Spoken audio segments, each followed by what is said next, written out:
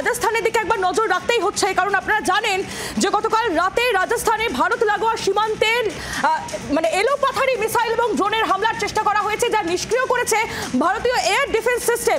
কি পরিস্থিতি রাজস্থানের, আমরা সরাসরি নজর রাখবো। আমাদের প্রতিনিধি শঙ্কর দাম আমাদের সঙ্গে সরাসরি রয়েছে রাজस्थान থেকে আমাদের সঙ্গে। शंकर, हमें पता है कि पाकिस्तान की तरफ से राजस्थान में कई जगहों पे वहां पे भारी गोलाबारी हुई है और इंडियन आर्मी की तरफ से मुंह तोड़ जवाब भी मिला है पाकिस्तान को। अभी क्या स्थिति है राजस्थान में?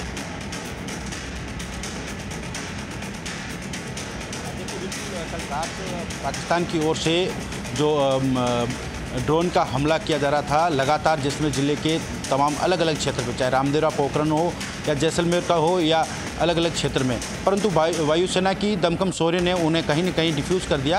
परंतु कल सुबह जब पता चला कि जो जैसलमेर के जो बड़ोड़ा गांव है वहां पर कुछ अवशेष भी बरामद हुए मिसाइल के, परंतु जिस तरीके से जो पड़ोसी देश अपने नापाक इरादे लेकर भारत पर हमले करता जा रहा है बार ही बार, इससे कहीं न कहीं साफ जाहिर है कि अब पाकिस्तान को वो अंतिम समय आ गया है कहीं न कहीं उसे जवाब देने का।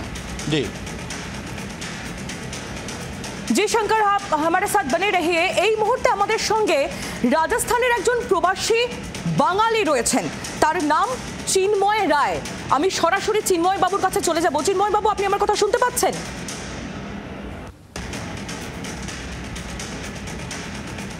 হ্যাঁ, শুনতে পাচ্ছি।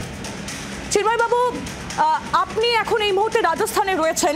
পাকিস্তানের তরফ থেকে রাজস্থানের একাধিক জায়গায় সেখানে হামলা চালানোর চেষ্টা হয়েছে, যা যদিও দুর্মুষ করে দিয়েছে ভারতীয় সেনা। আপনার অভিজ্ঞতাটা জানতে চাইব।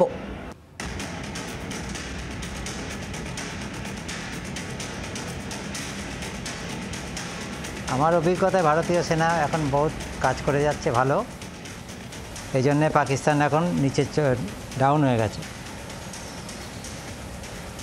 আপনি কি অভিজ্ঞতা করেছেন রাজস্থানে থাকাকালীন? আপনি শুনতে পেয়েছেন গোলাগুলির আওয়াজ শুনতে পেয়েছেন গতকাল?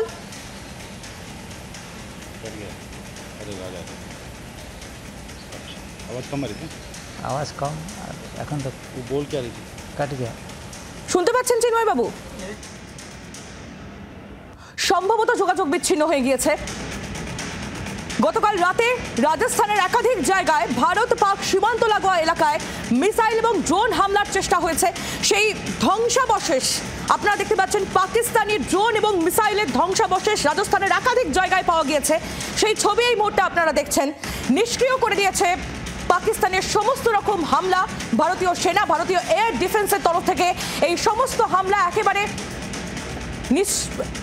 নিষ্ক্রিয় করে দেওয়া হয়েছে। গতকাল রাতে রাজস্থানে ভারত পাক সীমান্ত লাগোয়া এলাকায় মিসাইল এবং ড্রোন হামলার চেষ্টা হয়। জैसलमेर ছবি এই মুহূর্তে আপনারা দেখছেন।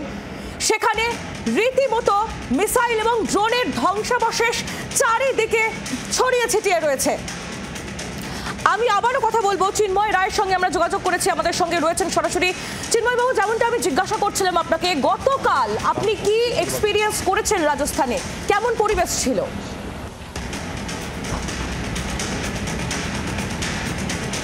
পরিবেশ তো এখানে ঠিক আছে, কিন্তু পাকিস্তানিরা যেভাবে হামলা করতে যাচ্ছে সেটা মুক্তর জবাব দিয়ে দিচ্ছে আমাদের ইন্ডিয়ান সোলজাররা। ইন্ডিয়ান সোলজার বহুত নজর রাখছে ভালো। আপনারা সবাই সুরক্ষিত রয়েছেন?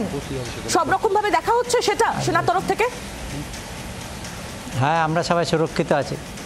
হ্যাঁ, সবাই সুরক্ষিত আছি আমরা।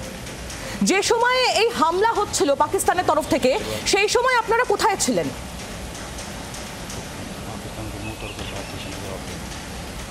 আমরা এই সময় জैसलमेर সিটিতেই ছিলাম। এবং আপনারা দেখেছেন সেই সময় হামলার আওয়াজ পেয়েছেন, শব্দ পেয়েছেন? হ্যাঁ, আওয়াজ পেয়েছি। তারপরে আপনার আগুনের যে ফুলকিটা উঠছে সেটাও দেখা গেছে।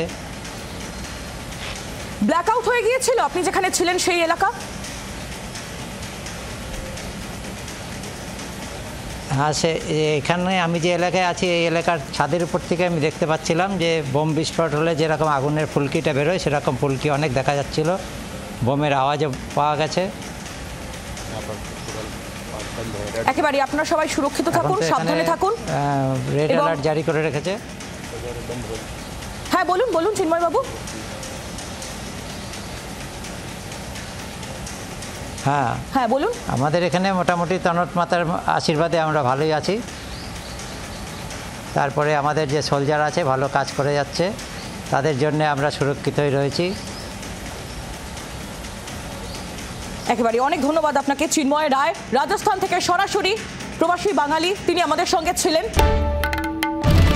বাংলার আওয়াজ, বাঙালির আবেগ, জি 24 ঘন্টা।